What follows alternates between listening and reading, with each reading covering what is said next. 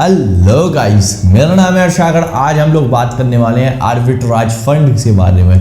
किस तरीके से ये आपको एफडी से ज़्यादा रिटर्न्स दे सकता है, किस तरीके से आप लोग आर्बिट्राज फंड्स को यूज़ करके लिक्विड फंड्स को मार दे सकते हैं और अच्छा खासा जो नॉर्मल रेट ऑफ इंटरेस्ट होता है, जैसे 5 से 6% एवरेज रेट ऑफ इंटरेस्ट आप लोग इस फॉर्मूले से अर्न कर सकते हैं। और आखिरी में मैं आपको सजेस्ट करने वाला हूँ कौन सा एक अच्छा आर्बिट्राज फंड जो आपको लेना चाहिए अगर आप इन्वेस्ट करना चाहते हैं। तो बगैर आपका समय बात किए चलिए शुरू करते हैं। Let's get started. सबसे पहले मैं आपको बताना चाहता हूं कि आर्बिट्राज फंड्स होते क्या है। Arbitrage funds basically mutual funds ही जैसे होते हैं जो कि अपॉर्चुनिटीज़ के अंदर इन्वेस्ट करते हैं। फॉर एग्जाम्पल बीएससी के ऊपर कोई स्टॉक का प्राइस 1010 रुपये है और एनएससी के ऊपर वो स्टॉक का प्राइस 1000 रुपये है। 1000 को जहाँ सस्ता मिल रहा होगा वहाँ से खरीद के महंगी जगह पे बेचने वाला जो फंड्स होता है वो आपके लिए ऐसी अपॉर्चुनिटीज़ खोजता है जहाँ पे आपका पैसा बने। 1000 रुपये में वो खरीद के 1010 रुपये में वहाँ पे बेच के थोड़ा बहुत प्रॉफिट कमाएगा, उस प्रॉफिट में आपको हिस्सेदारी देगा। इस तरीके से सारे आर्बिट्राज फंड्स वर्क करते हैं और वो आपको अपॉर्चुनिटीज़ ढूंढ के देते हैं अलग अलग शेयर मार्केट के अंदर। अब आप समझ चुके हैं आर्बिट्राज फंड्स क्या होते हैं।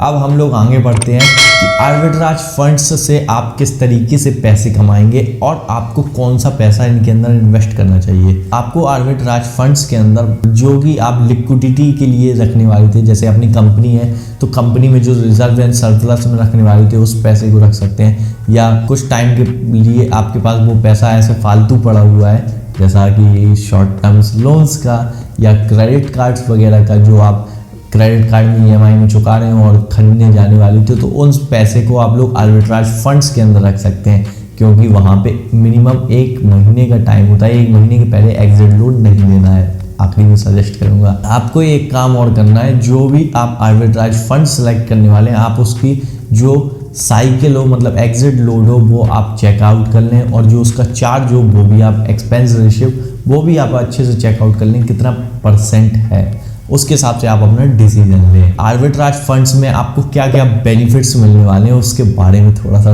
गुफ्तगू कर लेते हैं। आपको देखिए एक बेनिफिट ये है कि अभी मार्केट क्रैश होने वाली है, क्रैश के फेसेस के अंदर चल रही है, तो आप लोग अपने पैसे को कहाँ रख सकते हैं। आप लोग अपने पैसे को आर्बिट्राज फंड्स के अंदर रख सकते हैं क्योंकि यहाँ पर कोई इफेक्ट नहीं पड़ता मार्केट का गिरने का या बहुत ज़्यादा बढ़ने का। यहाँ पर सिर्फ वॉलेटिलिटी से मतलब होता है, जितनी ज़्यादा वॉलेटिलिटी होगी उतना ज़्यादा आपका प्रॉफिट बनेगा, उतना ज़्यादा % ऑफ रिटर्न आपको मिलेंगे।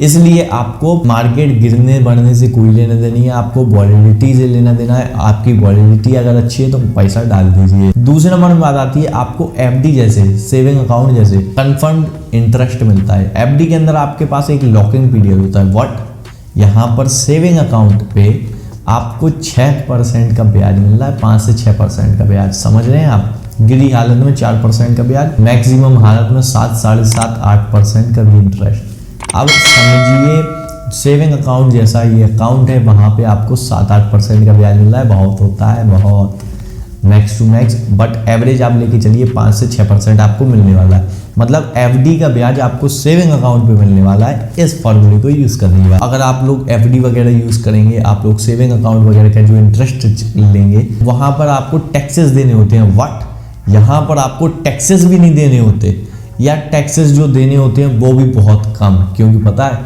यहाँ पर 15% का flat short term capital gain चलता है और लॉन्ग टर्म कैपिटल गेन चलता है। लॉन्ग टर्म कैपिटल गेन 10% देना होगा, शॉर्ट टर्म कैपिटल गेन आपको सिर्फ 15% देना होगा। शॉर्ट टर्म कैपिटल गेन का मतलब ये है कि आपने 1 साल के अंदर उसको बेच दिया है और प्रॉफिट निकाल लिया है, और अगर आपने 1 साल से 1 दिन भी ज़्यादा के बाद आपने उसको शेयर्स को बेच के या म्यूचुअल फंड को बेच के पैसा निकाला है तो आप वो लॉन्ग टर्म कैपिटल गेन्स के अंदर रख सकते हैं और अपना प्रॉफिट जनरेट कर सकते हैं सिर्फ 10% टैक्स देके।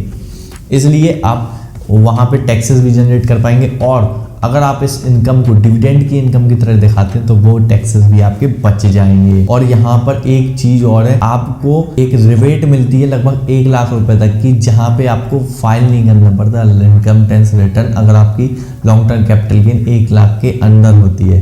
तो है ना ये कमाल की बात, 1 लाख तक की आपके पास रिबेट है कि आप वहां तक टैक्सेस नहीं बताएंगे, मतलब वहाँ पे आपको इनकम टैक्स नहीं देना पड़ेगा।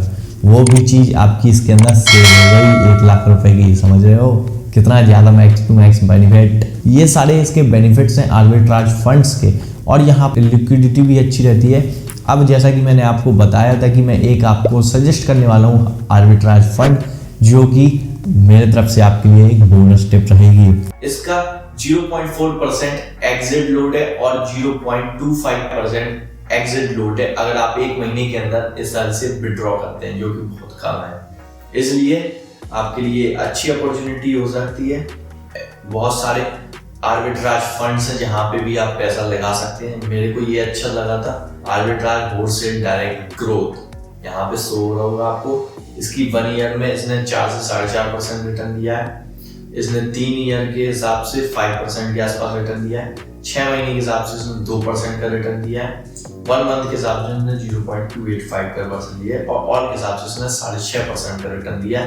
तो मैं ये मानता हूँ कि यहाँ पे आपको सेविंग्स अकाउंट से ज्यादा इंटरेस्ट मिल जाएगा। अब कंक्लूजन भी सुन लीजिए कि भाई मैं अपना कंक्लूजन बताता हूँ।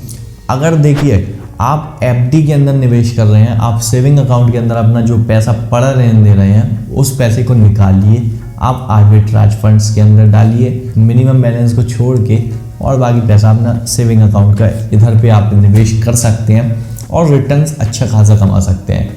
यहाँ पे कोई रिस्क नहीं है, इसलिए ये और ज़्यादा बेनिफिटेड हो जाता है। और आपको अगर एफडी करते हैं तो आप एफडी की जगह म्यूचुअल फंड्स के ऊपर शिफ्ट होइए और स्टॉक मार्केट के ऊपर शिफ्ट होइए, क्योंकि फाइनेंस की नॉलेज दे रहे हैं ना हम लोग, तो आप लोग भी कुछ शेयर्स को खरीदिए ना। आप जो एफडी के अंदर 6-7% का रिटर्न कमा रहे हैं, उससे कहीं ज़्यादा आप लोग शेयर मार्केट के अंदर रिटर्न कमा सकते हैं और अपना प्रॉफिट बना सकते हैं। आपको सीखना स्टार्ट करना होगा मेरे भाई, स्टार्ट कीजिए, तोड़ दीजिए, फोड़ दीजिए।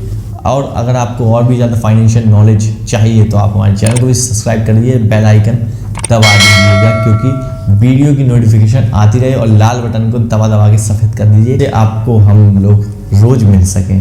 धन्यवाद।